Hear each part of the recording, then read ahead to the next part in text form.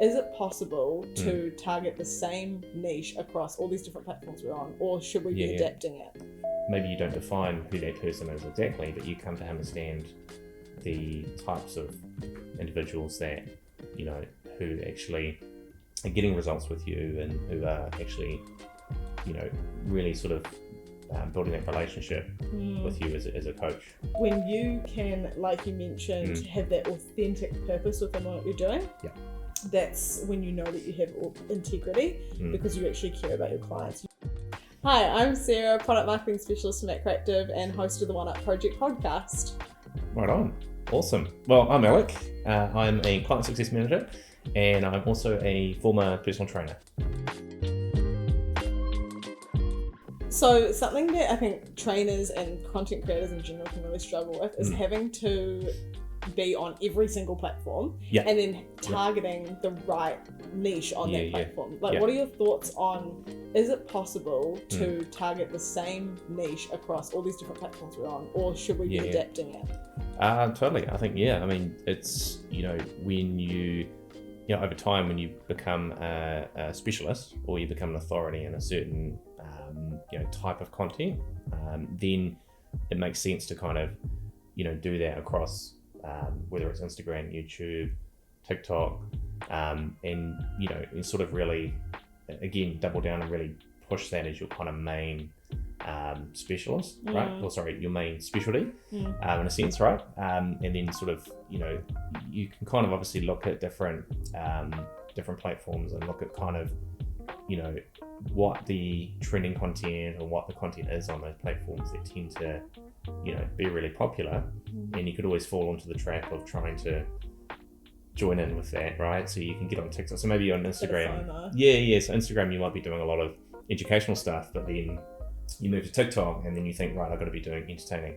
And you start doing a lot of humor and you know, but, you know, you can still obviously, you know, do a bit of a mix, you know, and you know, repurpose whatever you're putting out on Instagram, putting out on TikTok, YouTube. You know, YouTube's a great, you know, medium, of course, for more longer form content. So again, if you're a coach, you're giving a lot of value, educational content, YouTube's great for that. But yeah, I think it's, you know, you really do want to be across all the different platforms, and really just kind of, you know, putting out the content that's, you know, getting you the most success, and then just continuing to put that out. So I think for me, when I'm trying to work this out, a lot of it comes down to the why, the purpose. Like, what am I doing on each platform? Why is it relevant for me to be here? True. For example, you know, when TikTok came out, people were like, oh, just another platform I have to be on. I knew that was a thing that a lot of people were saying, and I jumped on TikTok. But it was actually so valuable for me to be on there because I can make really short and snappy clips of things that previously are hard for people to understand, and put them in a really accessible language, and something that's quick and easy to digest straight away. That I couldn't necessarily do with YouTube, for example. And so the purpose of why I'm on a certain platform is going to differ per platform, and you're probably going to get potentially people with the same, you know, interest in general niche, but they might understand information differently, or a different type of person, or they relate to something differently. And so I think, to support what you were saying, it's good to be across those platforms, and then on top of that, having an understanding of why you're there and what makes it more valuable to be on that platform as opposed to this other one.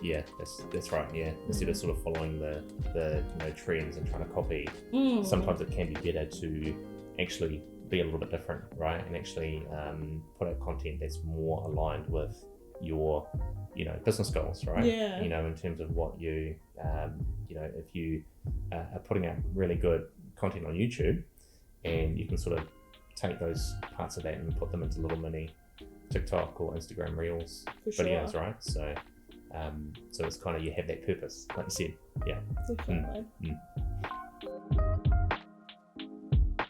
So what advice would you give to someone that, someone who's unable to really define their niche? I think if I was to start again, what I would do is start with my purpose for creating, for being a content creator, for starting the podcast. Why am I doing this? And I would use that to drive the broader group of people I'm trying to talk to. And I think that gives you a really clear definition of who those people are on a broad scale, and then being able to target your content towards that. And then I would use things like, I have insights and podcast statistics in order to break that down a little bit further, but a little bit more specifically. And then don't be afraid to talk to people as well, you know, have conversations, try to connect with other people, your followers, get to know them because they trust you, they care about you, they're loyal to you, and understand those little nuances and who they are and differences, and be able to use that to drive more specifics around who your niche actually is. I think that would be my advice. What would you say? Totally. I think it's you know, you're looking at, you know, those communities and having conversations, right? You know, to kind of help you understand. I think from a trainer's perspective, you know, you're come to understand what people's main sort of struggles are, you know, right? So you're sort of looking at what people tend to be having difficulties with when it comes to lifestyle, and having a healthy lifestyle, and then kind of, you know, obviously you sort of having that opportunity to work with so many different people that you come to really sort of understand. Maybe you don't define who that person is exactly, but you come to understand the types of individuals that, you know, who actually are getting results with you, and who are actually, you know, really sort of building that relationship with you as a coach, as a trainer, right? So I think when we talk about, you know, unable to define, I think it's, you know, again, it's something you learn, right? And you if, like you said, you're looking at insights, you're looking at kind of, where's my content, you know, reaching to, and who's engaging, and that helps you in the time, right, to actually define and get an understanding. It's iterative, right? Like over time, you'll develop that more and more. It's having that patience. It's not one of those things you can, you know, you sort of getting out in the market and you think, oh, I need to know, you know, I'm struggling to find out what my specific niche is. I think it's like you have to have those conversations, and you have to be putting out content, and really kind of understanding who's getting the most value, and then you know, specifically working with a variety of people in the beginning to really find out who you, like I said, who you get results with, or who, I think the biggest thing is basically who you enjoy working with. You know, I think that's probably the big one as well. It's not just necessarily who you're best working with as a coach, it's basically who you enjoy, and, you know, who gives you that ability where, you know, in the morning you're so motivated to get up and, you know, and help a specific certain people that have a certain goal. So, definitely. It's got to be fulfilling for you as well. And I think trainers especially, if you're someone who's come from training someone in the gym to moving into an online environment, you'll know that relationship building is how you build your business. So doing that, transferring that to the online environment is just as important as well. That's right. Because it's different. In the gym, you can kind of easily build that one-to-one relationship because you're in person, and you're with that client directly. When you move online, it's, you know, that's getting, you know, you don't have that direct, so you do have to really, to enjoy it, you have to actually have a good sort of understanding to help build that relationship. For sure. So for trainers who have already built up their audience and they have defined their niche, should they then monetize that niche, and is there a question around integrity there? I think definitely if you've built up an audience over time, and, you know, you've got a community of kind of raving fans, it kind of makes sense then to, you know, sort of transition that into a business model, right? And to really monetize that. So I think it's, you know, if you, you know, with online and social media and, you know, creating content and building up a profile, you know, you can sort of, build up a return on terms of, you know, engagement and getting, you know, likes and comments and you know, getting more of a expanding that audience. But, at the end of the day, you do want to think about, really sort of building a business through, that specific niche, right? So, so it makes sense to kind of, if you have, people that are coming to you, say for example, if you're a trainer and you're putting out a lot of fitness content, I guarantee, 90% of the time, those trainers are getting people DMing them saying, do you do, workouts, or can you help me with personal training, right? So when you start to get a lot of those inquiries and you get a lot of that, comments and such, that's almost your starting point to go, right, I should really, position myself and actually, sell a service to help these guys with whatever the goal is, right? So so I think 100% it's but again, coming back to the integrity, I think doing it in a way where you're coming from a position of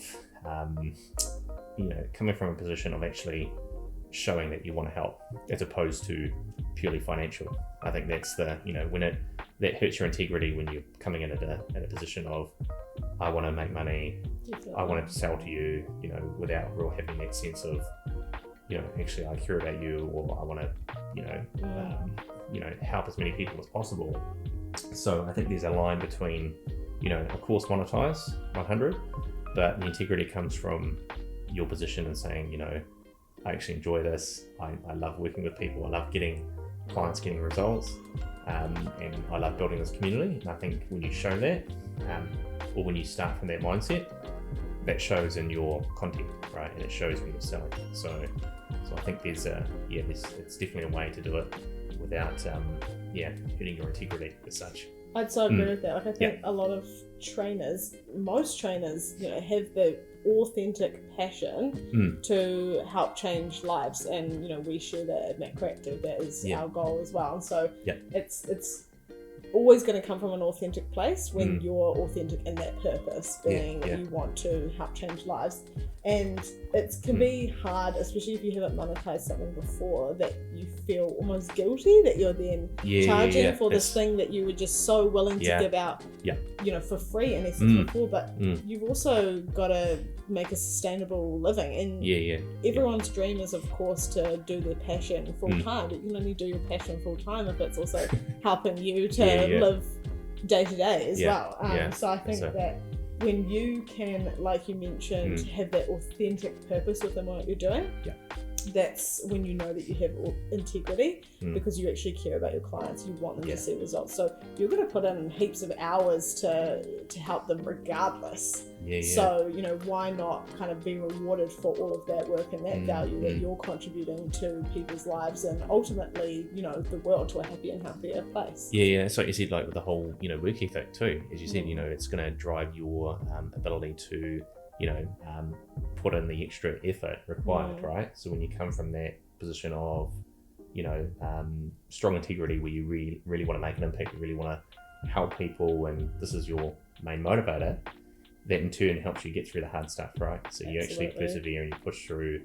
Whereas if you're coming from a purely financial or a different position, you might have those challenges and give up, because you haven't got that same ambition to be a successful coach, right? And be an authority and build yourself as a brand, right? So thanks so much for watching, everyone. Don't forget to like, subscribe, and comment below if you enjoyed the video.